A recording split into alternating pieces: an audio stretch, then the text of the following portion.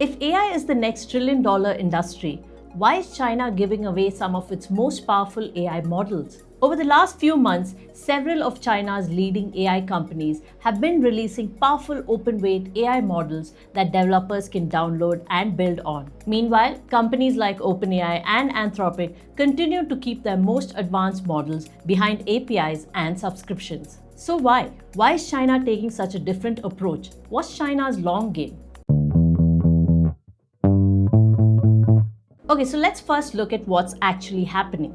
Over the last few months, China has seen a wave of frontier AI model releases. Alibaba has steadily improved the Qwen family, which is now among the most widely used open-weight models globally. ZAI recently launched GLM 5.2 with a strong focus on coding and AI agents. Moonshot continues to improve Kimi. Minimax is building increasingly capable multimodal models.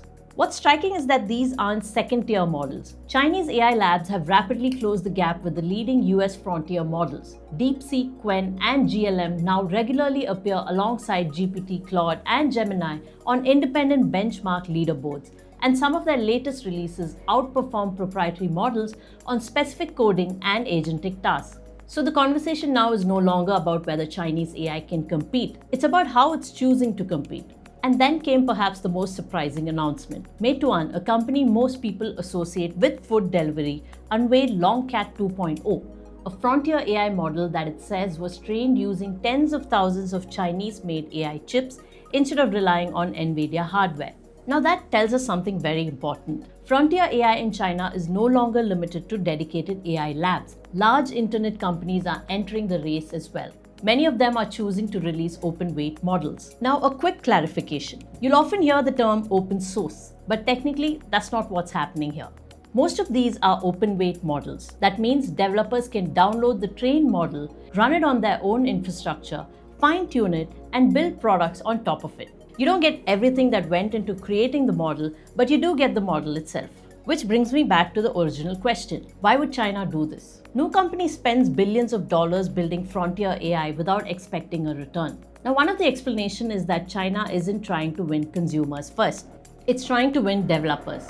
Think about it. OpenAI already has ChatGPT, Google has Gemini, Anthropic has Claude. Convincing hundreds of millions of users to switch chatbots is incredibly difficult. Convincing developers to build a model that's powerful, customizable, and inexpensive is a very different challenge. Now, cost is another factor. Many of these Chinese models are significantly cheaper to run than proprietary frontier models. For startups, especially early-stage companies, inference costs matter. If two models can deliver similar performance for a specific use case, cost often becomes the deciding factor. Then there's the ecosystem itself. Every developer who builds on your model creates tools, applications, benchmarks, and improvements around it. Now, over time, that ecosystem becomes incredibly valuable. Maybe that's the real strategy here. Not necessarily to make money from every API call, but to become the foundation that thousands of companies choose to build on.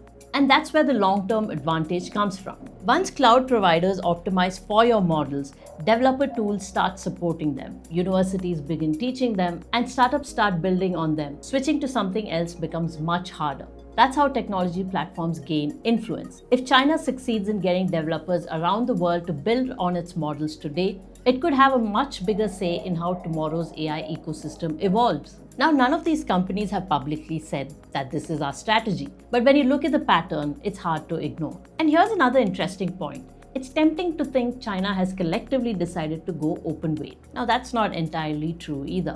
Companies like ByteDance and Tencent still have proprietary AI products, and even Baidu now has a mix of open and closed strategies. So this isn't a government mandate or a single national policy. It's just an emerging pattern where several of China's leading AI labs are making a very similar strategic bet.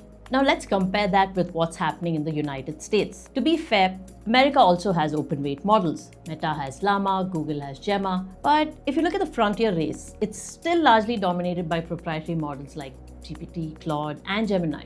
These are businesses built around subscriptions, enterprise licensing, and APIs. Now you would have read about what happened over the last few weeks. We've all seen another important difference emerge here. Anthropic launched Fable 5. Soon after, the US government stepped in over national security concerns and restricted access. Anthropic had to suspend availability, work with regulators, introduce additional safeguards, and negotiate a path forward. Only recently has Fable begun returning under revised conditions. Whether you agree with that decision isn't really the point. The bigger takeaway is that frontier AI is increasingly being treated as strategic infrastructure. Governments are no longer just watching this race. They're beginning to influence how these models are deployed. So what we're looking at isn't simply China versus America. It's two different approaches to AI. One ecosystem is largely betting on proprietary frontier models, commercial APIs, and tighter control. The other is increasingly putting powerful open-weight models into the hands of developers. Now, neither strategy is guaranteed to win, but they're clearly optimizing for different outcomes. Which finally brings me to India. This is where the story becomes relevant for us. India is now OpenAI's second largest market and even Anthropic's. Now, at the same time, if you spend time on Reddit, GitHub, and all these developer forums, you'll increasingly find Indian developers discussing DeepSeek, Qwen, and other Chinese models. And the conversations are surprisingly consistent. They're talking about lower costs, more flexibility, the ability to run and fine-tune models themselves. Now, I don't actually know how many Indian products are running on Chinese foundation models. Companies rarely disclose their model stack, and founders almost never reveal it publicly. So let's not pretend we have numbers that don't exist, but we do know these models are now part of the conversation among Indian AI builders, which leads me to a much bigger question. When we talk about AI sovereignty in India, we usually ask whether India should build its own frontier model. But of course, that's only half the question. Building a model is one thing. Building an ecosystem is something else entirely. India has companies like Sarvam. It has AI for Bharat. It has the India AI Mission. Those are all important building blocks. But sovereignty isn't achieved just because a model exists. It happens when developers choose to build on it, when startups adopt it, when enterprises deploy it, when universities teach it, and when an entire ecosystem begins forming around it. So perhaps the biggest takeaway from China's AI strategy isn't that it's releasing powerful models. It's trying to build an ecosystem around those models. And that, of course, leaves our country with an important decision. As our AI ecosystem grows, what will it be built on? American foundation models, Chinese open-weight models, or Indian ones? Because it looks like the AI race isn't just about building the smartest model anymore. Maybe it's about building the ecosystem that everyone else wants to build on.